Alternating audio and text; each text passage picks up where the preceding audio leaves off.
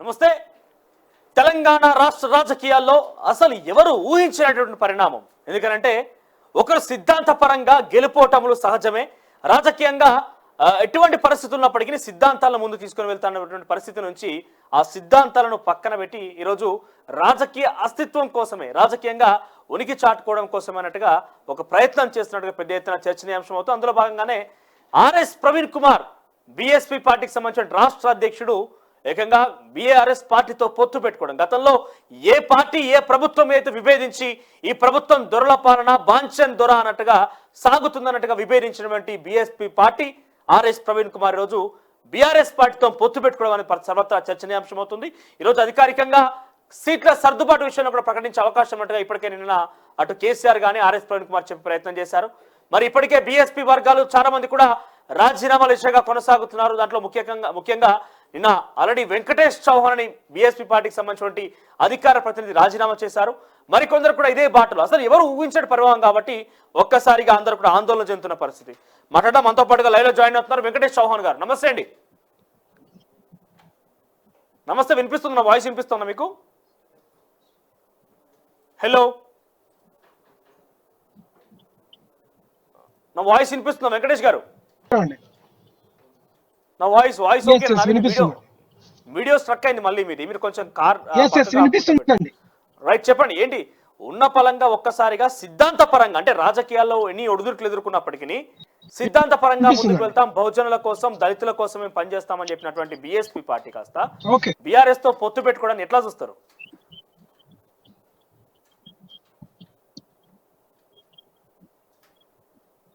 Yes, నా voice వినబడుతుందా మీకు?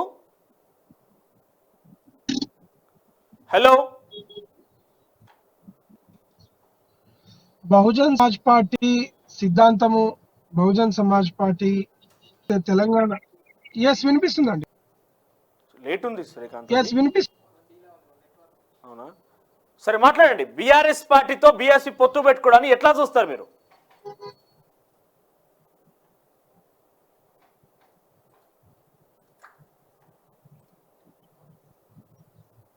బీఎస్పీ ఆర్ఎస్ ప్రవీణ్ కుమార్ గారు వచ్చాక ప్రవీణ్ కుమార్ గారి నాయకత్వంలో ఒక కొత్త నాయకత్వం వస్తుంది.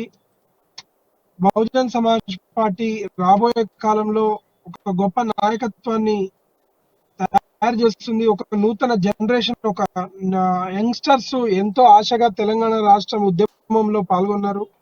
అటువంటి ఉద్యమకారులు ఈరోజు తెలంగాణలో బాధపడుతున్న సందర్భంలో 9 ఏళ్ల టీఆర్ఎస్ పాలనలో అమరవీరుల ఆకాంక్షలు ఇస్తామని చెప్పినటువంటి టీఆర్ఎస్ పార్టీ అమరవీర యొక్క ఆకాంక్షలను తుంగలో దొక్కి ఇవాళ పేద బిడ్డలు, ఉద్యమాల యొక్క విద్యార్థుల యొక్క జీవితాలతో చెలగాటమాడుతూ ఆ రోజు బీఆర్ఎస్ ఉద్యోగాలన్నీ అమ్ముకుంటున్న సందర్భంలో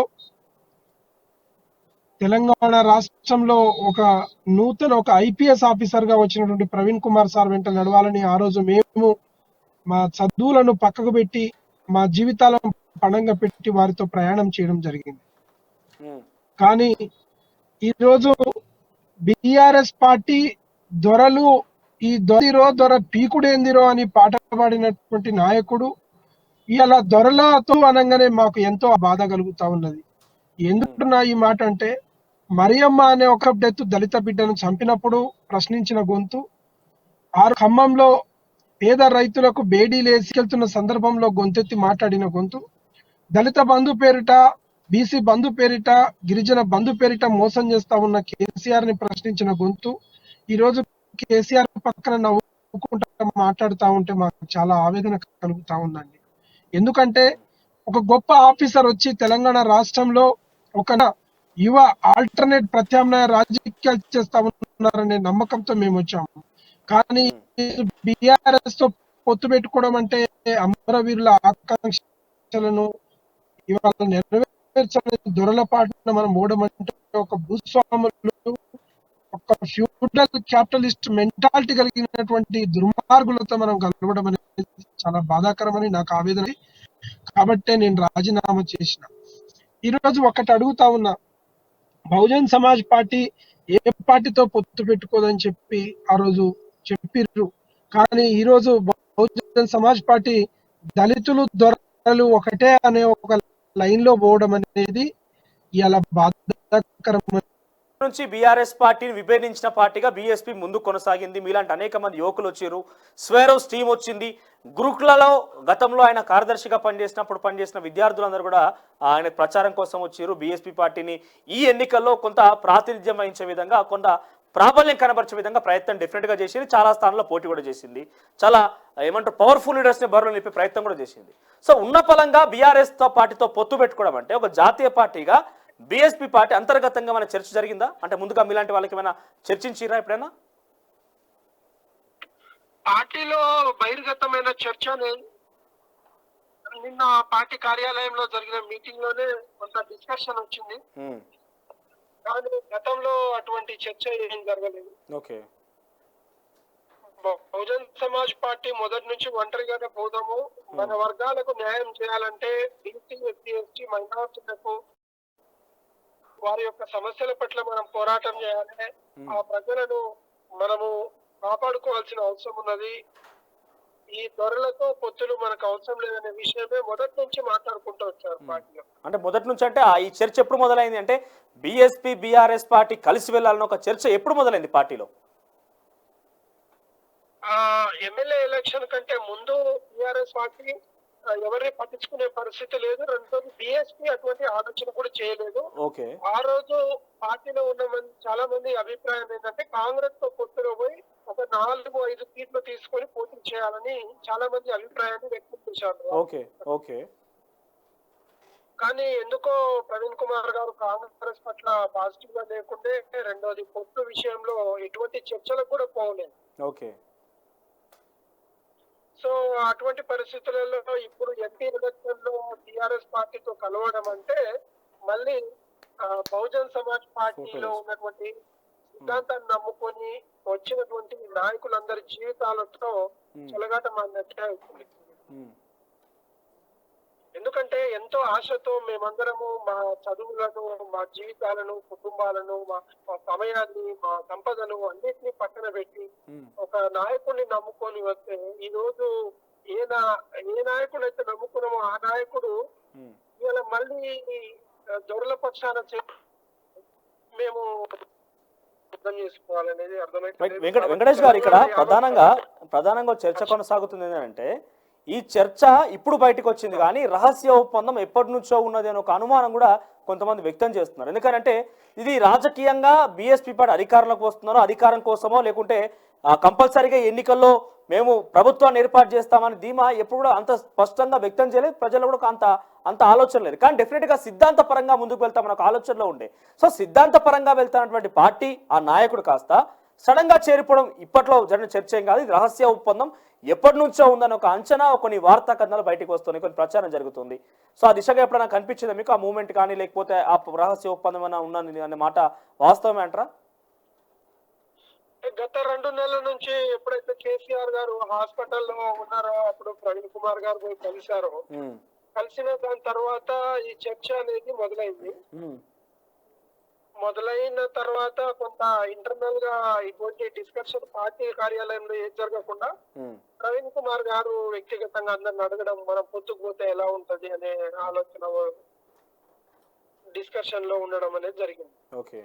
అంటే ఇక్కడ ప్రధానంగా ఏంటంటే ఆయన బీఎస్పీ పార్టీకి రాకమునిపే ఎప్పుడైతే వీఆర్ఎస్ కి అప్లై చేసిరో, అప్లై చేసి 2 రోజులు అప్రూవ్ రావడం, తర్వాత బీఎస్పీ పార్టీలో చేరిపోవడం, 4 రోజుల్లోనే బీఎస్పీ రాష్ట్ర అధ్యక్షుడికి ఎదగడం, తర్వాత ఆయన కార్యక్రమాలు, పాదయాత్రలు అన్నిటి కూడా ఎక్కడ కూడా అడ్డంకి లేకుండా కొనసాగడం చూస్తే ఇది మొదటి నుంచి కూడా రహస్య ఒప్పందమే అనే ఒక అంచనాకి ప్రజల్లో ఒక ప్రచారం జరుగుతున్నది. మీకు ఏమైనా అనిపించింది అట్లా? మొదటి నుంచి కేసీఆర్ పైన పేపర్ లీక్ విషయంలో పోరాటం గానీ, దళిత ఇష్యూస్ లో పోరాటం చేసిన విధానం చూస్తే అటువంటి అనుమానం ఏం రాలేదు. కానీ రాజకీయంగా ఎప్పుడైతే కాంగ్రెస్ తో పొత్తు అన్నప్పుడు వ్యతిరేకించి, దాని తర్వాత టీడీపీ పార్టీ, అలాగే షర్మిలా పార్టీ, కోదండరామ్ గారు కాంగ్రెస్ కు సంపూర్ణంగా మద్దతు ఇచ్చి వారు 3 పార్టీలు అసలు పోటీ చేయకుండా కాంగ్రెస్ ఓట్లు చీల్చకుండా సపోర్ట్ చేసినప్పుడు మనం పోటీ చేస్తే ఖచ్చితంగా ఓటు చీల్చే అవకాశం ఉంది. తెలంగాణ నిరుద్యోగులు, తెలంగాణ ఉద్యోగులు, తెలంగాణ పౌర సమాజం మనని వ్యతిరేకిస్తుంది, ఓటు చీల్చి మళ్ళీ టీఆర్ఎస్ గెలిపించడానికి వచ్చారనే చర్చ నడుస్తుంది. అంటే వాళ్ళు ఎటువంటి పట్టించుకోకపోవడం అనే పరిస్థితి అయితే కనబడలేదు. ఓకే. మనం పోటీ చేసుడే మనము ఖచ్చితంగా ఎవరి ప్రయోజనాలు మనకెందుకు, మన సమాజం గొంతుక మనం ఉండాలంటే మేము అందరం నిజాయితీగా సరే సార్ అని చెప్పి సో నేను అప్పుడు కూడా అప్పుడు విభేదించిన ఆర్ఎస్ ప్రవీణ్ కుమార్ ఒంటరిగానే వెళ్దాం, సమాజం వాళ్ళని గుర్తిస్తుందని చెప్పినటువంటి ఆర్ఎస్ ప్రవీణ్ కుమార్ ఇప్పుడు బీఆర్ఎస్ కేసీఆర్ తోని, అది కూడా ఆయన మాట్లాడిన ప్రసంగం మీరు గమనిస్తే కనుక మీడియా సమావేశంలో సెక్యులర్ నేతతోని ముందుకు వెళ్తా, రాజ్యాంగ రక్షణకై పోరాడుతానట్టుగా మాట్లాడడం జరిగింది. అంటే ఈ సెక్యులర్ విధానం అప్పుడు దొరల బాంఛన్ లేకపోతే దొర ఏందిరో దొర మీరు పాడినట్టుగా ఆ పాట పాడినటువంటి ఆర్ఎస్ ప్రవీణ్ కుమార్ ఇప్పుడు రాజ్యాంగ రక్షణకే వెళ్తున్నాడని చూస్తుంటే ఆయనతో పాటు ప్రయాణించిన వ్యక్తిగా, మీకు నాయకుడిగా నాయకత్వం వహించిన వ్యక్తిగా ఆయన గురించి మీరు ఎట్లా, మీ యొక్క బీఎస్పీ పార్టీ కావచ్చు లేకపోతే మీ కొలీగ్స్ ఎట్లా ఫీల్ అవుతున్నారు మరి? మనము ఒక్క విషయం మనోజ్ గారు, రాజ్యాంగాన్ని మార్చాలే, ఈ రాజ్యాంగం సరిపోదని చెప్పినటువంటి వ్యక్తి కేసీఆర్ గారు. అవును. రాజ్యాంగాన్ని తొలగించాలని చెప్పి మొదట ప్రపోజల్ పెట్టింది కేసీఆర్ గారు. అవును. బీజేపీ తీసుకున్న ప్రతి నిర్ణయానికి మద్దతు తెలిపింది పార్లమెంటులో కేసీఆర్ గారు. అవును.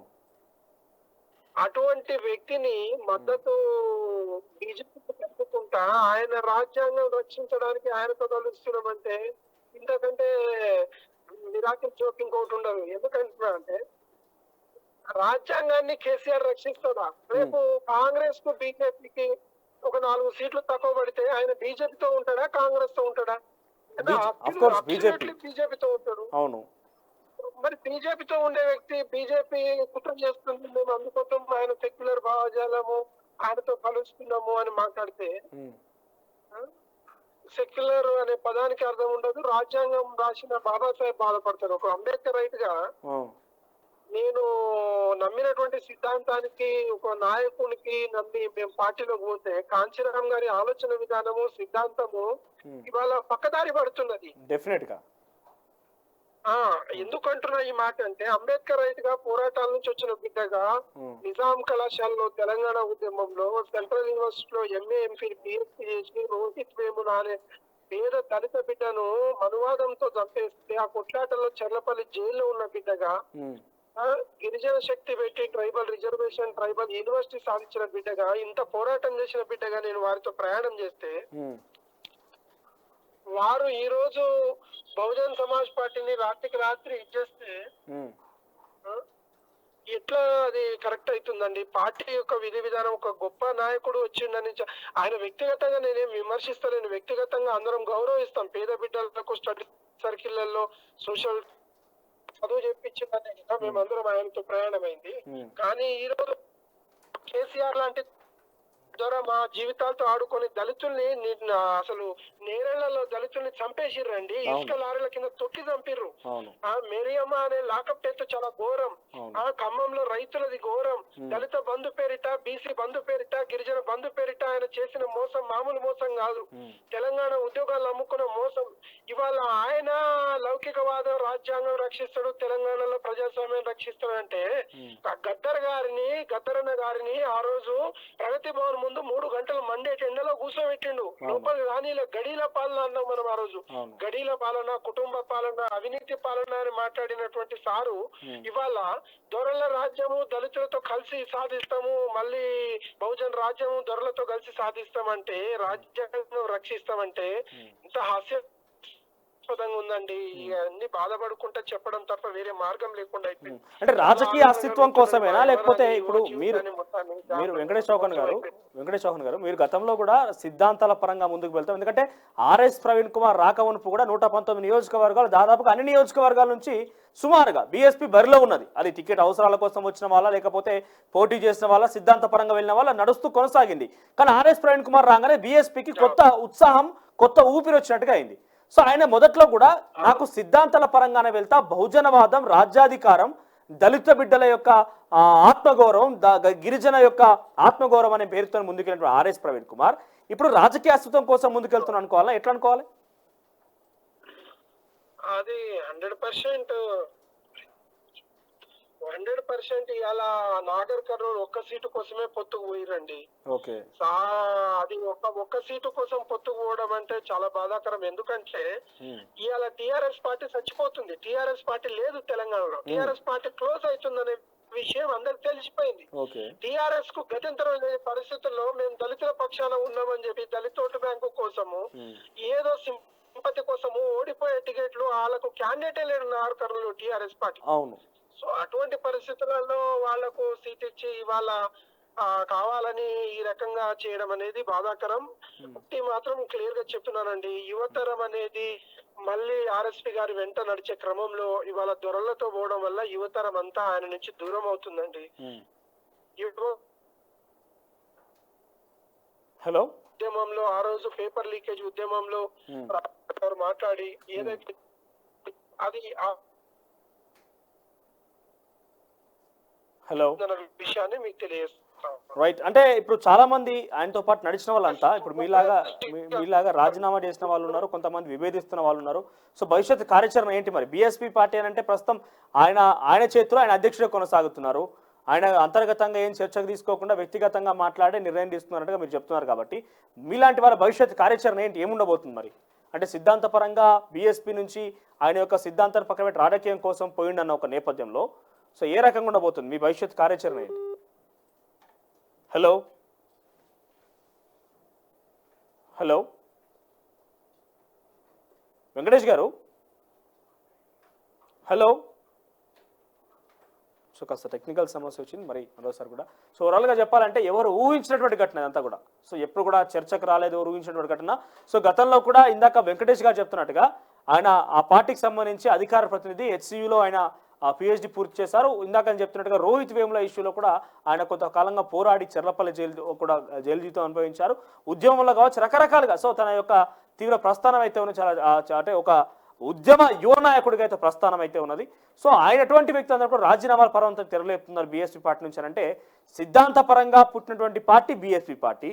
ఒక బహుజనుని రాజ్యాధికారం దిశగా ఒక దళితుడిని ముఖ్యమంత్రి, గతంలో ఉత్తరప్రదేశ్కి మాయావతి ముఖ్యమంత్రిగా పనిచేసిందంటే అటువంటి రాజ్యాధికారం కోసం తెలంగాణలో పాటుపడతామంటూ ఆర్ఎస్ ప్రవీణ్ కుమార్ చెప్పిన మాటలకి ఇప్పుడు చేసినటువంటి రాజకీయ పనులకి ఏమాత్రం కూడా కాస్త పొంతనం లేకుండా కనిపిస్తోంది. ఎందుకంటే చాలా వరకు బహుజన రాజ్యాధికారం, దళితుల ఆత్మగౌరవం, గిరిజనుల ఆత్మాభిమానం అని చెప్పేటువంటి ఆర్ఎస్ ప్రవీణ్ కుమార్ గతంలో ఏదైతే దొర కథ ఏందిరో అని పాడినటువంటి పాటకు సంబంధించి ఇప్పుడు ఏదైతే గడిల పాలన, దొరల పాలన అని చెప్పి గత బీఆర్ఎస్ పార్టీ ప్రభుత్వం మీద విభేదించినటువంటి ఆర్ఎస్ ప్రవీణ్ కుమార్ ఉన్న పలంగా ఒక్కసారిగా అనూహ్య పరిణామం అని చెప్పుకోవచ్చు. గంట సేపట్లోనే పూర్తిగా బీఆర్ఎస్ పార్టీ బీఎస్పీ బయటికి వచ్చి పొత్తు అని చెప్పడంతో అందరూ కూడా ఆశ్చర్య చెక్కుతారని చెప్పాలి. చూద్దాం మరి ఎంత మేరకు పొత్తు చిగురుస్తుంది, మరి ఏ రాజకీయ అస్తిత్వాల కోసం అయితే ఆర్ఎస్ ప్రవీణ్ కుమార్ ఆ పార్టీలోకి వెళ్ళాడంటూ పెద్ద ఎత్తున ఆరోపణలు వినిపిస్తున్నాయో మరి దానికి సంబంధించి సఫలీకృతం అవుతాడా, లేకపోతే సార్ ఏం జరిగింది, ఈ రహస్యాన్ని మొత్తం కూడా చాలా మంది ఏం జరగబోతుందని ఒక ఉత్కంఠతో ఎదురు చూస్తున్నారు.